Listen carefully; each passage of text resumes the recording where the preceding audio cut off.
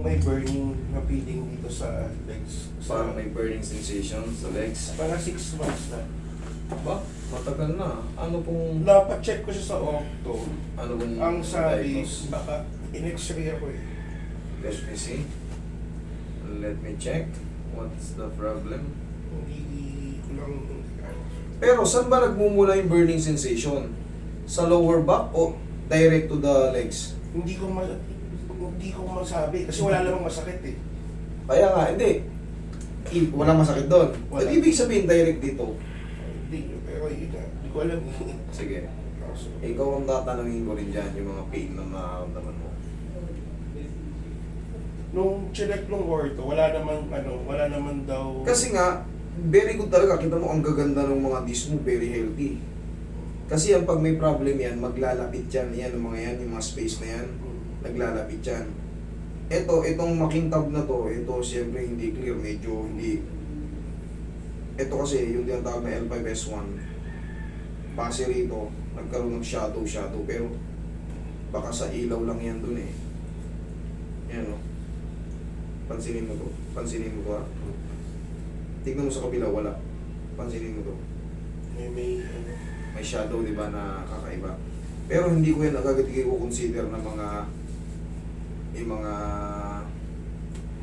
natawag na desiccation, mga ano. Hindi maganda yung kuha ng ano mo yun. Tignan mo, very light yun dito, tignan mo dito, ano. Ito magandang x-ray, yung makikita yung visible yung mga, yung lining ng buto, lining ng ano. Dito kasi, hindi ko alam kung ano, ilaw ba yan o ano. Pero nagsimula siya nung na-hyper-extend ko sa, nung bubagsak, hindi naman bubagsak yung motor. Nung nasalo ko yung motor, bago Parang napigilan, kumaga bagong mamatumba, inawat mo. Ngayon, medyo na ano ka ba, medyo na parang napasplit o ano. Hindi siya... Bakit kasama yung kamay? Ano yan, Okay. nagkaroon kasi ako ng TFCC, pero okay na pinastipage ko na lang, hindi ko na kaya. Ngayon, saan nagmumula yung sinasabi mong burning sensation? Dito siya, eksakto dito siya eh. Sa part na ito eh. Okay. Sa mismong muscle, sa quadricep muscle. Pero wala siyang, parang nasusunog lang, pero hindi, wala siyang sugat, walang kaya. Kaya nga, ano yun eh, yung irritation sa loob ng karne, parang, ano ba to, umiinit ah. Pero, ang gagawin natin dan, yung ko pa rin i-trace yan sa pinakabalakangan. Sige, warin yung shoes mo, higa ka. Kasi sa totoo lang, madali lang ayusin pag sa mga karne lang, muscle spasm, madali lang eh. Pero syempre, 6 months na yan eh. Meron niyang pinagmumulan. Sige, check natin. Higa ka, warin yung shoes mo, higa ka. Higa lang sir, higa lang. Mamaya ka na dadaba. May gagawin lang ako. May checkin na ako. Dito ba, itong part na to, dito, kasama to sa pag-init, hindi. Wala. Dito lang siya sa upper. Dito siya sa ibabaw. Yan lang. Dito. Yung left side. Left side taas. Left side. Ito lang. Ito lang. Dito. Ito.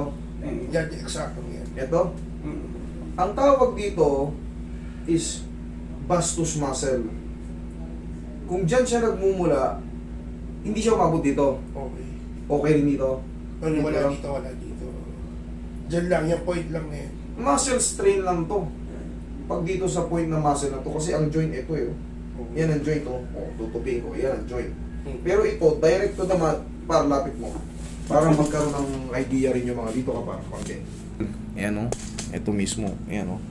Ayan. Dito raw siya muscle na muscle yan. Kasi ang sabi ko, ito ang mga joint. Ayan. Pag tinupoy mo yung tuhod mo, ayan.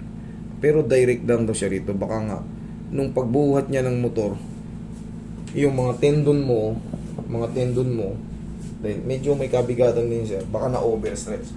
Nagkaroon ng mga partial tear. Kasi wala naman daw masakit sa balakang ni sir. Kasi ang tracing yan talaga dito.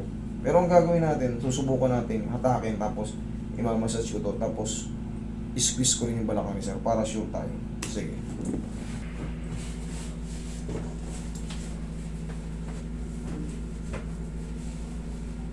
Pag ginaganto ko yung patela mo, hindi naman masakit. Okay, good. Muscle strain nga lang doon, mga biglaang kilos.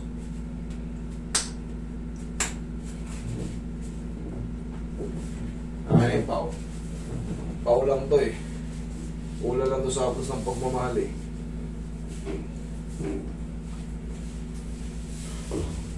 Parang ngayon, parang matigas na. Mm. Para siyang pagod na kagad kahit wala pang ginagawa. Ay, ang gagawin natin dyan, yun na yung mga sign ng mga muscle spasm. Stiff muscle. Palalambutin mo lang siya sa tulong ng haplos lang. Huwag mong diinan kasi nga para siyang pagod na eh. Ang gagawin mo, parang lalambingin mo lang. May diin siya pero never siyang aaray. Yun lang. Tapos mamaya, parang kalmado na yun. Kasi minsan sobrang mahanginan ka, parang nasusunog na. Okay. Naiintindihan kita, nakakairita nga naman yun kasi hindi naman normal yun eh. Hindi naman normal na pakiramdam ng tao yun na parang may umiinit sa loob ng karne mo.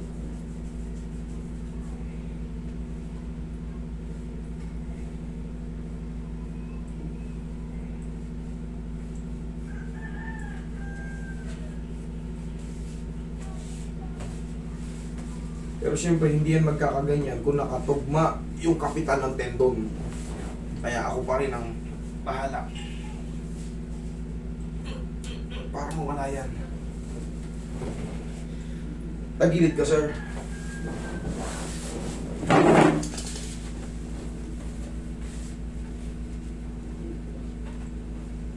Relax na.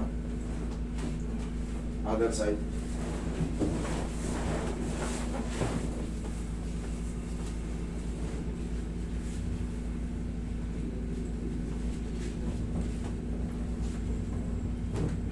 Ihaya ka ulit.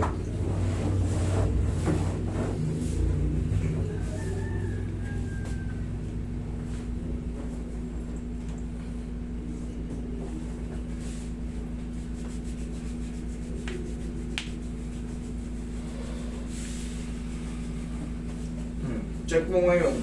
Maghapon. Tingnan mo ngayon yung difference.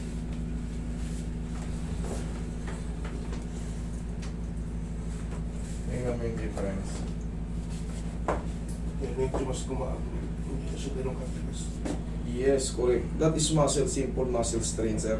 So, ang ginawa ko sa'yo, siyempre, ang unang gagawin natin dyan, i-check natin yung mga malapit na joint. Okay? Kasi hindi ka magkakaroon ng muscle strain nang basta-basta kung nakatugma yung mga joint natin. Yan ang yayanigin natin dyan. Bigla ang kilos, nag-react yung tendon. Pero siyempre, I know better. Kumbaga, ngayon, okay na.